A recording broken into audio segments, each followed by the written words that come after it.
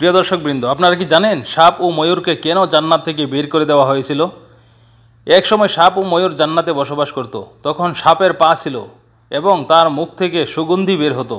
ময়ূরও ছিল জান্নাতের সবচেয়ে সুন্দর প্রাণীদের মধ্যে একটি।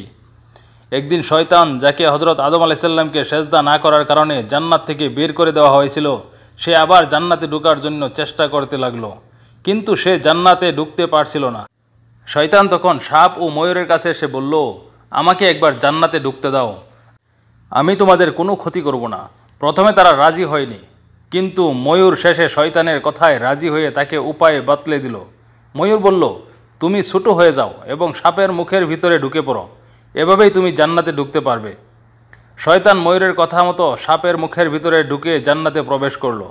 এরপর সে হজরত আদম আলাইসাল্লাম ও হাওয়া আলাইসাল্লামকে প্রতারণা করে নিষিদ্ধ গাছের ফল খাওয়ালো। আল্লাহ তাআলা তাদেরকে সতর্ক করেছিলেন যে এই গাছের ফল খাওয়া নিষিদ্ধ, কিন্তু শয়তানের প্ররোচনায় তারা ফল খেয়ে ফেললেন।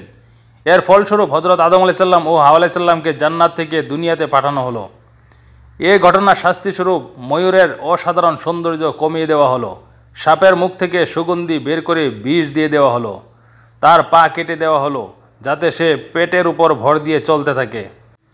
এভাবেই সাপ ও ময়ূরকে জান্নাত থেকে বের করে দেওয়া হয়েছিল।